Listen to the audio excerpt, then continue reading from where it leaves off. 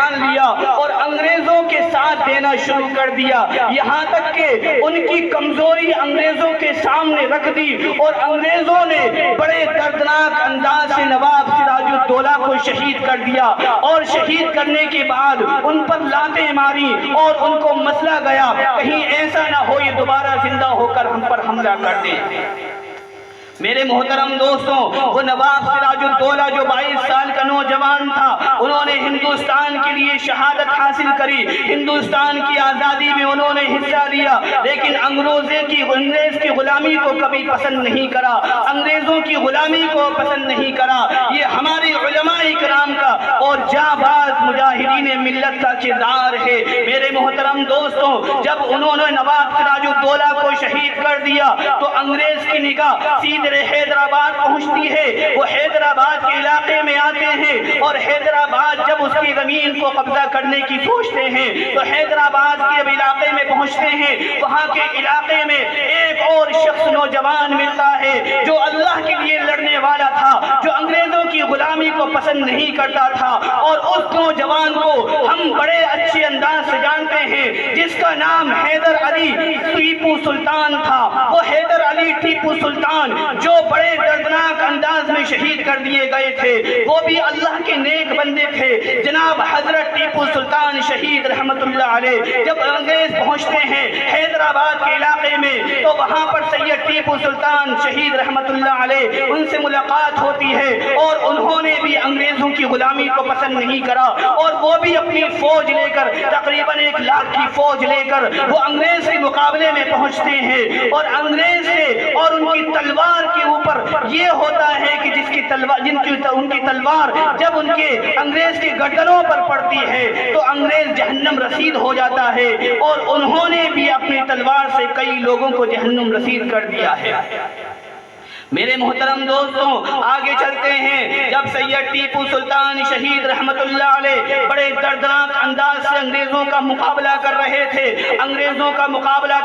تھے، جو بنگال میں انہوں نے ترکیب کری تھی وہی ترکیب وہ ٹیپو سلطان کے ساتھ کر رہے تھے۔ جس طریقے سے نواب سراج الدولہ کے وزیر کو لالچ دیا تھا حکمرانی کا، اسی طریقے سے سید ٹیپو سلطان شہید رحمت اللہ علیہ کے وزیر کو بھی لالچ دیا تھا، جس کا نام میر صادق ہے۔ میر صادق کو لالچ دیا تھا کہ اگر تم ٹیپو سلطان کو ہم سے شہید کرا دو تو ہم تمہیں یہاں کا حکمراں بنا دیں گے، تمہیں خوب دولت سے نوازیں گے، سونے اور چاندی سے نوازیں گے۔ میرے محترم دوستوں، میر صادق کے من میں بھی لالچ جاگا، اور لالچ کی وجہ سے انہوں نے ٹیپو سلطان شہید رحمت اللہ علیہ کو بڑے دردناک انداز سے شہید کرا دیا گیا، اور اس شہادت میں ٹیپو سلطان بڑے دردناک انداز سے شہید ہو گئے۔ میرے محترم دوستوں، یہ انگریزوں کا معاملہ ہے کہ انگریزوں نے بڑے عجیب و غریب انداز سے ٹیپو سلطان کو شہید کر دیا، اور اس طریقے سے انہوں نے حیدرآباد کے علاقے میں قبضہ شروع کر دیا،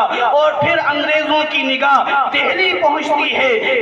پہنچتی ہے۔ جب انگریز دہلی میں آتے ہیں تو وہاں پر بھی ایک شخص کھڑے ہوتے ہیں جو بڑے اللہ والے ہیں، جو اللہ سے ڈرنے والے ہیں، جن کا نام شاہ محدث علی شاہ ولی اللہ دہلوی رحمت اللہ علیہ ہے۔ شاہ ولی اللہ محدث دہلوی رحمت اللہ علیہ بڑے جانباز سپاہی ہیں ہندوستان کے، انہوں نے بھی سب سے پہلا فتویٰ شاہ ولی اللہ محدث دہلوی نے دیا تھا کہ اے مسلمانوں انگریزوں کی قوم آ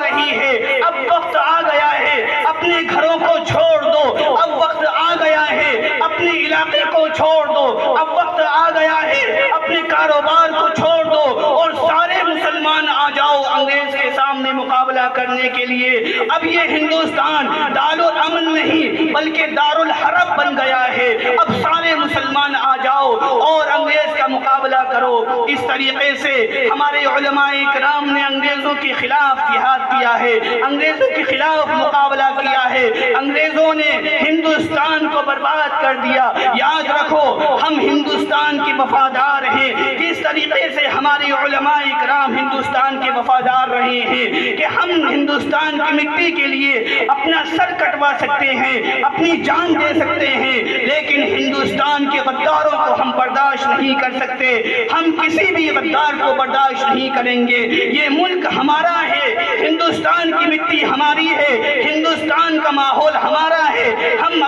ملک کے لیے جان دے بھی سکتے ہیں اور جان دے بھی سکتے ہیں۔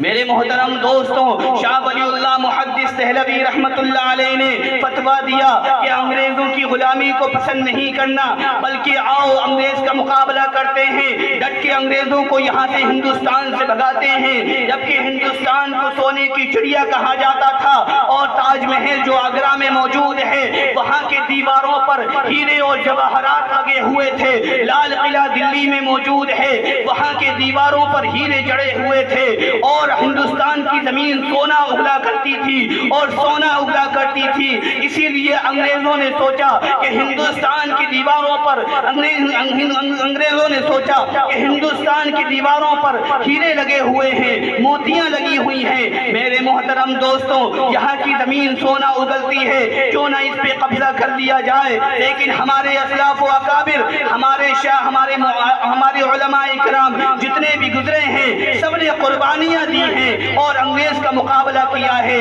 اس لیے میرے محترم دوستو، 15 اگست 1947 کو ہمارا ملک ہندوستان کی غلامی سے آزاد کرایا انہی علماء کرام نے، جن کا نام شاہ ولی اللہ محدث ہے، حافظ دامن شہید رحمت اللہ علیہ ہے، مولانا قاسم نانوتوی رحمت اللہ علیہ ہے، یہ تمام ہیں، جن کا نام حیدر علی سید ٹیپو سلطان شہید رحمت اللہ علیہ ہے، مولانا حسین احمد مدنی ہیں، جن کو مالٹا کی جیل میں لے جایا گیا، اور مولانا حسین احمد مدنی رحمت اللہ علیہ نے تمام لوگوں کو جمع کر کے یہ فتویٰ دیا تھا کہ نہ انگریزوں کی غلامی کو پسند کرنا، نہ ان کے کاموں کو پسند کرنا، بلکہ جو انسان انگریزوں کے ساتھ جائے گا وہ کافر ہو جائے گا، اور اس انگریزوں کی پارٹی میں جانا حرام ہے، انگریزوں کے ساتھ کاروبار کرنا حرام ہے، انگریزوں کے ساتھ تجارت کرنا حرام ہے، انگریزوں کے ساتھ لڑائی لڑنا حرام ہے۔ یہ تمام فتوے دیے۔ انگریزوں کی لیڈر نے حضرت مولانا سید حسین احمد مدنی رحمت اللہ علیہ کو گرفتار کر لیا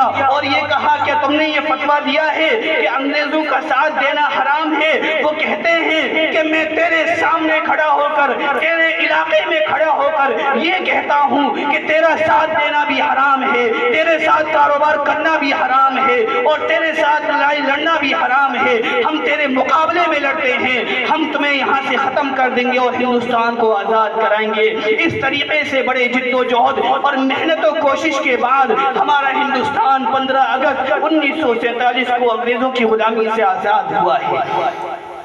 میرے محترم دوستوں، آج آزاد ہندوستان میں بیٹھے ہیں، اس لیے آج سے ارادہ کریں، طے کریں کہ انشاءاللہ ہمارا ملک آزاد ہے، ہم اپنے ملک کے لیے جان دیں گے، ہم اپنے وطن کے لیے جان دیں گے۔ وطن ہماری شان ہے، وطن ہماری جان ہے، ہم وطن کے لیے سب کچھ برداشت کرتے ہیں، لیکن وطن کے غداروں کو برداشت نہیں کر سکتے۔ ہمارے علماء کرام کل بھی غداروں کے خلاف تھے، آج بھی ہم غداروں کے خلاف ہیں۔ ہم سب کچھ برداشت کر سکتے ہیں لیکن غداروں کو برداشت نہیں کر سکتے۔ آج بھی اگر وہ دور آئے گا تو ہم ہندوستان کے غداروں کے اوپر کھڑے ہیں، ان کو مار گرائیں گے لیکن اپنے ہندوستان کو بچائیں گے، کیونکہ ہندوستان ہی ہماری جان ہے۔ میرے محترم دوستوں، آئیے ہم ارادہ کرتے ہیں کہ اپنے ملک کو ہم آگے بڑھائیں گے، اپنے ملک میں ترقی پیدا کریں گے، اور سب سے بڑے ہمارے ملک کو آزاد کرنے میں مدارس اسلامیہ کا رول رہا ہے۔ مدرسے میں پڑھنے والے یہ علماء کرام تھے جن کے دلوں میں اللہ کا خوف تھا، جن کے دلوں میں اللہ کا ڈر تھا، جن کے دلوں میں خشیت الہی تھی، جو اللہ کے لیے سب کچھ قربان کرنے پر تیار ہو گئے۔